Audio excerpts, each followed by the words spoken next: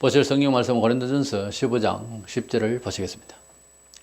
그러나 내가 나 된 것은 하나님의 은혜로 된 것이니 내게 주신 그의 은혜가 헛되지 아니하여 내가 모든 사도보다 더 많이 수고하였으나 내가 한 것이 아니요 오직 나와 함께 하신 하나님의 은혜로라. 아멘. 예수 믿는 사람이 되면은 단순히 사회 속에서 한 종교인이 됐다 하는 차원을 넘어서서 자기 자신의 삶이 얼마나 많이 달라졌는가 하는 자기 정체성을 삶의 목적과 방식에 실제적으로 보여줘야 됩니다. 그리고 남이 알아야 돼요. 그래야 하나님 백성이 된 게 사실입니다. 저 사람 예수 믿는 사람 맞나? 나중에서 그렇게 하니까 그렇게 교회 나가나? 이런 정도로 이야기를 들을 만큼 희미하고 표시도 없고 변화가 없었다면 곤란해요. 전에는 저 사람 그렇지 않았는데 사람이 많이 달라졌다? 종교를 가졌나? 뭔 일이 있나? 이런 정도는 돼야 됩니다. 그래서 우리 그리스도인들이 자기 존재에 대해서 정체성에 대해서 고백을 할 때에 바울처럼 우리도 앞서간 많은 믿음의 선조들처럼 모든 것이 내 일생이 하나님의 은혜로 되어졌다 하는 고백이 있어야 될 것입니다. 그래서 하나님의 은혜로 된 나라는 주제로 말씀을 나누고자 하는데, 첫째로는 새로운 존재로서이자 내가 하나님의 백성이 되었고 내 존재가 완전히 다른 사람이 되었다라고 하는 것이 하나님의 은혜로 되어졌다. 즉 구원을 받고 거듭나서 인생의 목적이 인생관이 내 세관이 완전히 바뀌어 있는 그런 안목을 지닌 내가 스스로 공부를 해서 된 것이 아니고 하나님의 은혜로 되어졌구나. 성경에도 보니 다들 그렇게 말했고 나도 그렇게 동의를 하게 되고 나의 고백이 곧 이 사람들의 고백이구나 하는 구원받은 나 자신, 새로운 존재가 속에서 새롭게 탄생된 나 자신에 대해서 하나님의 은혜라고 하는 말을 할 수가 있어야 됩니다. 기독교 교리사적으로 보면 그게 아니고 사람이 노력을 해서 그래서 변화가 됐다. 사람이 가지고 있는 인격 도양과 사람이 열심히 내어서 신앙심을 가지고 그래서 사람이 달라졌다. 이렇게 말하는 소위 자유의지론자들의 주관이 때로는 사람이 믿으려고 열심을 내야 된다는 말에는 적용이 되는 말인데, 근본적으로 하나님의 자녀가 되는 것은 성경적으로 보면은 하나님의 은혜로 부르심을 받아서 복음을 듣고 새롭게 변화되는 그런 과정이 있었다 뿐이지, 사람이 교회 나와서 열심히 하다 보니까 사람이 달라졌다 그런 거는 아니라는 거죠. 고린도서 5장 17절에 보면 그런즉 누구든지 그리스도 안에 있으면 새로운 피조물이라 이전 것은 지나가시네 보라 새 것이 되었도다. 사도 바울이 보라 이두 새롭게 됐다. 나 자신은 완전히 다른 사람이 되어버렸다. 어떤 사람이었는데요? 율법학자였고 집안이 아주 소위 유대 집안으로서 아주 빼대 있는 집안이었어요. 그리고 그가 말하기를 연배되는 사람보다도 더 열심히 했다. 율법에. 그렇게 말했어요. 그런데 그가 예수교를 핍박하고 스데반을 죽이는데 가편투표를 하고 참 그리스도 안에서 기독교인들을 살고 있는 자들을 핍박을 하고 살인을 하는 이런 자였는데, 그가 도리어 예수님을 증거하게 되니까 예루살렘에 있던 먼저 믿는 사도들과 사람들이 못 믿은 거예요. 그래서 거부를 하게 되고 우리를 괴롭히고 교회를 잔해하던 사람인데 이 사람이 무슨 복음을 전하냐, 아니 이럴 거다. 그리고 유명한 사람이었고 율법에 열심히 있는 사람인데 우왕좌왕했을 거예요. 그래서 사도 바울을 배척을 했습니다, 처음에. 그래가지고 예수님의 부름을 받고 정말 그가 변화를 받았는데도 사람 사이에서 인정을 받는다는 건 상당한 시간이 필요했습니다. 어쨌든 그는 하나님의 은혜로 구원을 받았고 하나님의 은혜로 사도가 됐다 하는 것을 몇 번 강조를 했어요. 자기가 그렇게 하려고 한 건 아니거든요. 우리가 봐도 핍박을 하다가 다메섹 도상에서 예수님이 불러줬기 때문에 순전히 그것은 예수님의 부르심에 의해서 은혜로 사람이 달라진 거예요. 갈라디아 2장 16절에 보면 사람이 어렵게 되는 것은 율법 행위로 말미암는 것이 아니요 오직 예수 그리스도를 믿음으로 말미암는 줄 알므로 갈라디아 교회 처음에는 율법적인 것도 뭐 형식적이고 종교적이고 이래가지고 타락을 하고 있었어요. 예수님 당시에. 그러다가 예수님을 믿고 믿음으로 새 사람 되고 율법에 맹이 있는 거, 그거 뭐 현실적인 제사 이런 거 다 치우고 예수님께서 우리 죄를 위하여 돌아가심이 감사하고 주님의 보혈로 속죄 안 받는다는 이 원리를 알고 믿음으로 앞으로 나왔습니다. 그래서 성령 받고 은혜를 받았는데 나중에 또 신앙이 시들어져 그 신앙심을 계속 지녀야 되는데 그러지 못하니까 또 뭐 율법적으로 또 인간적으로 해야 착해지야 뭐 구원을 받는 것처럼 자꾸 이런 식으로 율법적으로 가니까 사람이 율법의 행위 규약 가지고는 어려운 사람이 안 된다는 거죠. 착하게 살면 선한 사람이 된다. 그거요. 그 책임 못 지는 이야기입니다. 우리가 교육이 있고 공자활 맹자활 하지만은 그때 당시에도 물론 그 선량하게 살려고 노력을 하는 사람도 많이 있었겠지만은 죄는 세상에서 떠나질 않아요. 그래서 사람이 가지고 있는 의지와 또 가정교육 뭐 집집마다 다르고 한데 그것 가지고 어려운 척하면 안 됩니다. 하나님이 보실 때에는 똑같아요. 그리고 예수 믿고 보면은 더 할 수 있습니다. 그런 모습이. 못났구나. 사람이 참 못났구나. 매우 이기적이고 매우 형식적이고 그리고 자기와 같이 삶의 태도를 가지지 않는 사람을 은근히 재단하고 비판하고 그렇게 삽니다. 원래 이 세상에는 동양과 서양이 서로 보는 관점이 틀려요. 근데 동양이 생각할 때 서양이 틀렸다는 거예요. 틀린 게 아니고 다르게 보는 건데 서양에서 동양으로 볼 때는 틀렸다고 틀린 게 아니고 다른 입장에서 보는 거예요. 그러다 보니까 이 세상에서 옳다 그르다 하는 것도 실제로 옳은 것도 아니고 자기네들끼리입니다. 또 그런 것도 없어요. 거기서 거기에요. 근데 문제는 둘 다 동서양 고금 동서 다 합쳐도 하나님의 진리에 참된 말씀 앞에서 비춰보면 틀렸다는 거예요. 성경에는 보면은 사람이 가지고 있는 어떤 문화에 대한 측정, 판단 이런 것들이 무지하다 또는 거짓말하고 있다라고 말하고 있어요. 단정을 하고 있어요. 사람과 사람 사이에서는 어떻게 지능이 좀 발달해서 알게 됐어요. 아, 우리가 서로 틀렸다면 안 되고 조금 서로 다른 문화구나. 근데 하나님 대 우리 사이가 또 있단 말이에요. 그래서 형적으로는 서로 이제 용납을 해야 될 거예요. 그 정도로 됐어요. 지금 이 사회가 진화돼가지고. 근데 종적으로는 틀린 거예요. 사람이. 하나님과 우리 사이에서 그래도 비슷하게 이렇게 생각을 하려고 하는 게 종교 통합이에요. 하나님 그거 원치 않는데. 물신, 해신, 목신, 석신 이런 것과 함께 하나님하고 어울려서 하나가 되는 것이 우리가 잘하는 건 줄 알고 또 우리가 사람과 사람 사이에서 서로 용납하려고 하는 그 생각을 하나님의 원리를 또 같이 하려고 그래요. 여러 종교가, 잡종교가 섞여서. 그게 종말론적으로 종교 통합적으로 나가는 종교 통합주의, 사회주의 복음 이렇게 나가는 거죠. 이건 아니거든요. 이제 현적으로는 사람과 사람 사이에서는 그게 용납돼야 될 거예요. 서로 가치가 보는 측면이 다르니까 이해해 줘야 되겠죠. 그러나 하나님이 보실 때는 그 문제가 다릅니다. 하나님도 우리하고 비슷하다면 그거 하나님 말을 믿어요. 안 믿어도 될 일을.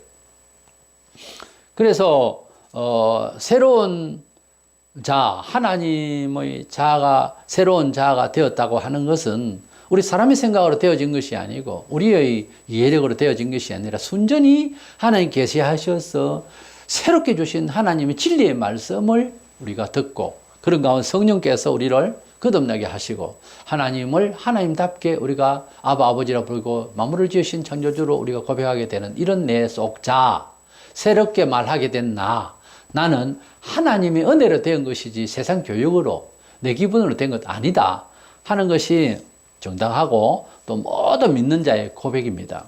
두 번째로는 여기서 이제 문제가 있는데 하나님의 은혜로 부름을 받았고 구원을 받았는데 사생활 있잖아요. 일상생활.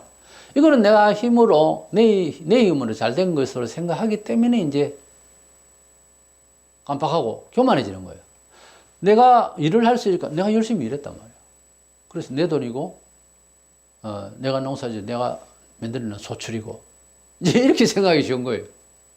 이 재산 관리와 물질적인 것 또는 기능적인 것 이게 지금 내 건 줄 아는데 하나님께서 꽉 잡으면은 자기 것인데 틀어 안고만 이제 꼼짝을 못하는 사람이 생길 수가 있어요. 될 수가 있어요.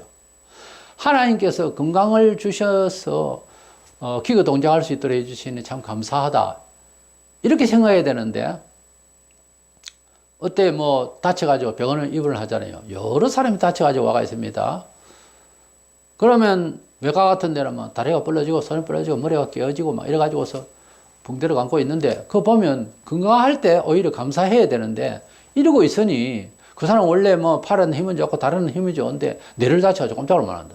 그 팔, 다리 힘 그거 못했습니까? 하나님께서 사용하시니까 일을 한다는 거예요. 하나님께서 은혜 주셨으니까 사는 거예요. 하나님께서 햇빛을 가리는 수도 있었어요. 예고천지 캄캄하게. 하나님께서 햇빛을 지으셨기 때문에 해를 묶어버리면 컴컴해져 세상이.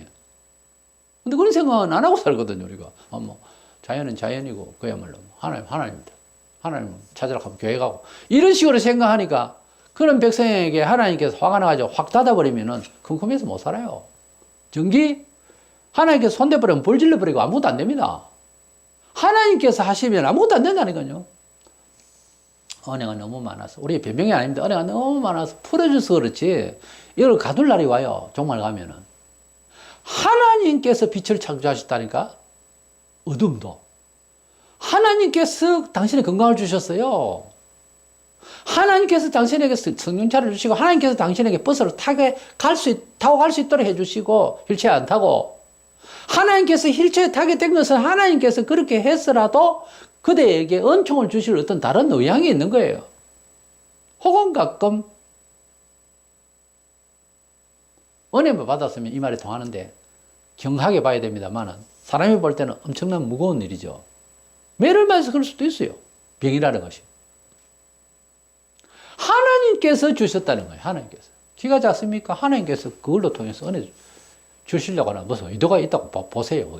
그게 차라리 낫습니다. 키 큽니까? 하나님께서 키 크게 하셨어요. 하나님께서 은혜를 주셔서 여기까지 왔다 하는 생각을 해야 되는데 본문에 그의 은혜가 헛되지 아니하여 내가 모든 사도들보다 더 많이 수고하였으나 이게 이제 구원받고 난 뒤에 하나님 은혜를 구원받고 난 뒤에 하는 일 아닙니까? 내가 한 것이 아니요 수고하였으나 내가 한 것이 아니요 오직 나와 함께 하신 하나님 은혜로라. 구원받은 건 하나님의 은혜고 잘되기 위해서 노력하고 이런 거는 하나님 은혜가 아닌 것처럼 생각하지 말자는 거예요. 하나님의 은혜로 구원받은 것뿐만 아니라 충성하는 것도 충성하게 하셔서 할 수 있었다. 이렇게 말해야 되는 거예요. 삶을 살아가는데 심지어 그러면 뭡니까? 숨을 쉬게 하셔서 숨을 쉴 수 있는 은혜를 주심을 감사합니다. 이렇게 말하는 사람이 어떻겠습니까? 그런데 그렇게 말해야 되는 경우가 발생합니다. 수술을 하고 장기간 있다가 방귀를 뿡 하고 끼면 방구를 안 갑니다. 너무 귀해서 방귀라고 그래요. 그렇게 말하잖아요. 왜 그래요? 방귀를 뀌는 게 예사로 나오는 건데 그걸 안 그렇다니까요. 꼭 방귀를 뀌어야만 하는 사람은 뀌어야 되는 거예요. 그 끼게 되면은 감회가 넘치는 거예요. 우리가 햇빛을 보고 비를 보고 눈을 보고 바람을 보고 파도도 가만히 있기만 해가지고는 안 됩니다. 파도가 칠 때는 또 치어야 되는 거예요. 우리가 하나님의 은혜를 말할 때 이렇게 두 가지로 하나님을 알고 예수를 알아서 구원을 받아 영생을 우리가 취하게 된 것도 하나님의 은혜라고 하고 그뿐만 아니고 일반 생활에 대해서도 하나님의 은혜라는 것을 깨우쳐야 됩니다. 그렇게 말하라고 해서 아이고 그렇다고 봐야지요 하고 예 하나님 은혜죠. 이거는 아직 설익은 겁니다. 그렇게 억지로 하는 것이 아니고 하나님의 은혜로 빨리 깨우쳐야 돼. 안 깨우치는데요. 그거 내보고 어떻게 하라고요? 안 깨우치는 건 그대의 마음이 어두워서 그래요. 원칙적으로. 사람 마음이 확 밝아지고 하나님의 은혜로 정말로 깨달으면 스스로 말하게 되어 있어요. 하나님 은혜다. 오늘 또 살아가는 게 하나님 은혜요. 나태하고 어둡고 혼란스러운 내 영혼이 그래도 지켜지고 있는 것이 오늘날 이 시대를 살아가는 것이 하나님 은혜다. 하나님의 은혜를 깨우치고 이해하고 감각을 한다고 하는 것이 신앙인의 감각이고 정체성 의식입니다. 하나님의 은혜라는 건 구원받았다. 옛날에 하나님 은혜로 구원받아가지고 지금까지 왔다. 이게 아니고 구원받은 것도 하나님의 은혜가 맞거든요. 그런데 일상의 생활마저도 하나님의 은혜로 알아야 된다는 거예요. 또 더 하나님의 손길을 더 기다리기 위해서 모든 것을 주의 뜻대로 이렇게 하나님 말씀대로 순종하면서 살려고 애를 쓰고 노력할 때에 하나님께서 은혜를 주신대요. 그리고 은혜 주신 것을 또 저녁마다 때마다 달마다 연마다 생각 하나님의 은혜로 지금까지 지내온 것 주의 크신 은혜라. 주님의 크신 은혜로 깨우쳐져야 되는 거예요. 남이 하니까 그렇게 생각해야 되겠지. 햇빛을 지으셨다 하니까 햇빛 주시는 건 감사해야 되겠지. 이거 아니고 그걸 느끼셔야 됩니다. 천하 만물을 지으시고 저 산에 들의 꽃들이 나무들이 그 잎사귀들이 춤추고 하나님께 영광을 돌리고 있는데 우리 눈에 안 보이잖아요. 제가 한 번은 바닷가에서 해변 근무를 했는데 기도하고 눈을 열었을 때에 파도 소리와 그 늘 보고 있던 갈매기하고 특별히 산천 초목이 그 좀 크게 바람이 불지도 않았는데요. 내 눈에는 이렇게 움직이고 있었어요. 나무들과 숲들이.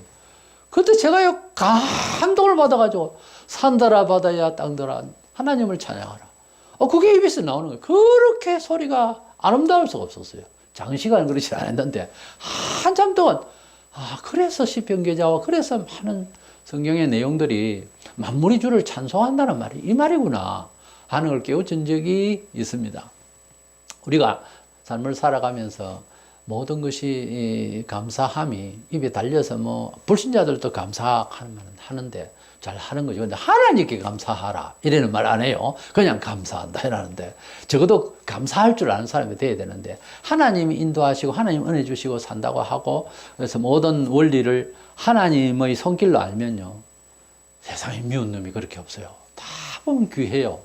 모든 사람이 귀하고 모든 사람이 안타깝고 모든 사람이 긍휼스럽고 다 하나님이 은혜를 주셔서 이렇게 움직이건만 불신자들이나 또 믿는 자들을 해도 너무 그렇게 하나님을 감사치를 못하니까 인생에 불만이 생기고 공갈을 치고 욕심을 더 챙기기 위해서 거짓말로 하고 사기를 치고 그러는 거예요. 내게 주신 은혜를 감사하면서 또 한 걸음씩 나아가려고 하면은 그런 죄를 지을 수가 없습니다. 하나님께서 은혜 주셔서 오늘도 살고 또 내일도 이런 은혜를 주셨으니 살리라. 이렇게 생각을 하고 주의 뜻대로 이제 지혜롭게 살아가려고 하는 데만 정신을 들여야지 조건적으로 다른 사람하고 비교해서 우리는 10평짜리 사는데 다른 사람은 100평에 산다. 비교의식을 스트레스를 받는데 그 잘못된 거예요. 하나님의 은혜를 나 자신에게 일단 일축에서 최고로 귀하게 생각하고 사랑하셨다. 이걸 빨리 깨우쳐야 되는 거예요. 그렇게 깨우치는 거는 그거 너무 편협된 거 아니에요. 남과 상대적 의식으로서 사는 게 아니고 하나님과의 절대평가, 자기를 생각할 때 하나님의 은혜로 계속 진행될 수 있어요. 그렇게 되면 하나님의 은혜가 더 풍성해질 수 있어요. 이것을 생각하면서 우리 삶을 고백할 때마다 이렇게 된 건 다 하나님의 은혜입니다. 하나님의 은혜로 구속함을 받았고 또 하나님의 은혜로 여기까지 왔고 하나님의 은혜로 또 앞으로 그렇게 살다가 하나님의 은혜로 또 구원받을 줄 믿습니다. 이것이 우리의 신앙 고백이 되어서 항상 세상에 욕심 두지 말고 비교 의식으로 불안해하지 말고 하나님 뜻대로 살아서 은혜 가운데 진행되는 저와 여러분 되시기를 원합니다.